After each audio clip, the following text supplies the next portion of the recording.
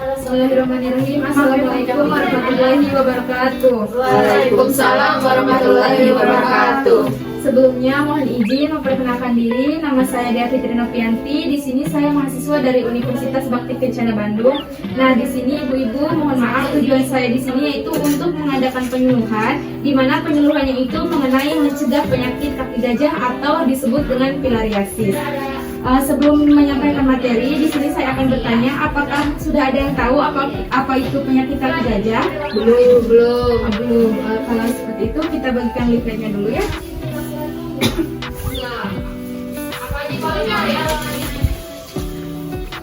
Nah, bisa dilihat di situ ada gambarnya perbedaan antara kaki kanan dan juga kaki kirinya. Di mana kaki kanannya itu tampak membengkak dan juga membesar, itu merupakan yang terinfeksi penyakit filariasis ataupun kaki gajah. Nah, apa sih penyakit kaki gajah atau filariasis itu? Filariasis atau penyakit menular merupakan penyakit yang disebabkan oleh sejenis cacing. Nah, ditularkan melalui gigitan nyamuk yang menyumbat saliran di getah bening dan dapat menimbulkan cacat seumur hidup. Lalu apa sih tanda dan gejalanya apabila kita terkena penyakit filariasis? Yang pertama itu kita bisa merasakan demam berulang yang sama hilang timbul selama beberapa hari. Lalu setelah itu di tempat yang infeksi disertai dengan panas dan juga rasa sakit. Lalu ada infeksi juga pada saluran getah beningnya yang terletak di lipatan paha maupun di lipatan ketiak dan juga menjalar ke ujung kaki ataupun ke tangan. Jadi itu ada terlihat garis merah dari pangkal paha dan juga tangannya ke ujung jari. Terus ada juga bisulan atau kayak semacam benjolan pada lipatan paha atau lengan atau ketiak yang timbul berulang-ulang. Biasanya bisulnya ini akan pecah dan juga akan meninggalkan bekas. Lalu setelah beberapa bulan atau tahun akan timbul pembengkakan pada kaki atau tangan pada buah zakar, payudara, air kencing dan juga seperti air susu. Lalu ada juga pembengkakan ini semakin lama akan semakin membesar dan tidak dapat sembuh sehingga sukar bila melakukan kegiatan sehari-hari. Lalu apa sih penyebab atau terinfeksinya karena apa si filariasis ini? Yang pertama karena nyamuk yang menular. Ada beberapa jenis yang dapat menyebabkan filariasis, diantaranya yang pertama nyamuk Anopheles atau nyamuk malaria, lalu ada nyamuk hutan, nyamuk Mansonia atau nyamuk rawa dan juga got, lalu ada nyamuk Aedes atau nyamuk yang menyebabkan demam berdarah yang dapat hidup di sawah, hutan maupun di bak penampungan air lingkungan yang kotor. Lalu ada selain nyamuk, ada juga cacing yang dapat menyebabkan filariasis. Di mana cacing yang pertama itu cacing Wuchereria brachovti, lalu ada cacing Brugia malayi dan juga ada cacing Brugia timori. Nah, bagaimana sih cara penularan dari si penyakit filariasis ini?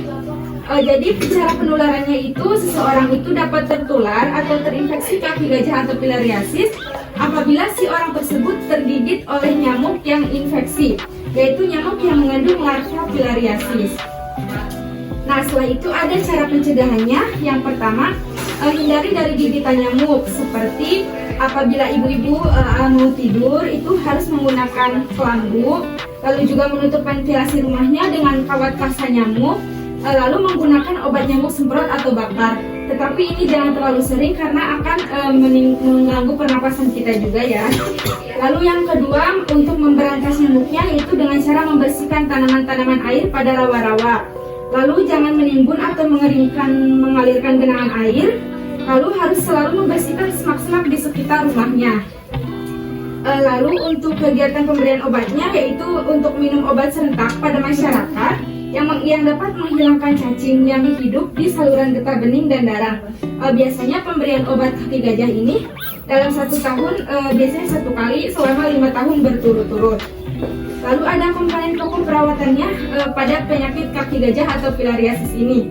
Yang pertama, pencucian dan pengeringan pada anggota tubuh yang bengkak agar terhindar dari jamur kulit. Lalu selanjutnya, pengobatan dan pencegahan luka seperti infeksi jamur di kulit. Lalu meninggikan anggota tubuh yang bengkak untuk memperlancar aliran getah bening. Lalu yang keempat ada latihan anggota tubuh yang bengkak untuk memperlancar aliran getah bening dengan melakukan gerakan. Bila kaki gerakan telapak kaki atas ke bawah, kemudian memutar. Lalu pemakaian alas kaki yang cocok dan tidak sempit yang dapat dibuka bagian atasnya. Mungkin itu informasi yang dapat saya sampaikan. Apakah ada yang ingin ditanyakan ibu-ibu sekalian? Ya, mangga ibu silakan disebutkan namanya. Perkenalkan, nama saya Caca. Izin bertanya teh, Ya. jadi cara kita mencegah untuk menghindari kaki gajah tadi itu dengan membersihkan tanaman air pada rawa-rawa? Iya betul ibu, jadi harus selalu dibersihkan agar tidak ada nyamuk yang mengumpul di daerah situ. Jadi agar tetap bersih gitu, karena kan si nyamuk apabila bersih tidak mungkin ya di tempat itu. Jadi harus selalu dibersihkan si tanaman-tanaman di sekitar rumahnya gitu Bu. Ada lagi yang ingin ditanyakan?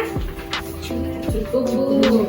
Mungkin terima kasih ibu-ibu untuk kehadiran waktunya di sini. Kurang lebihnya mohon maaf, saya tutup. Assalamualaikum warahmatullahi wabarakatuh. Waalaikumsalam warahmatullahi wabarakatuh.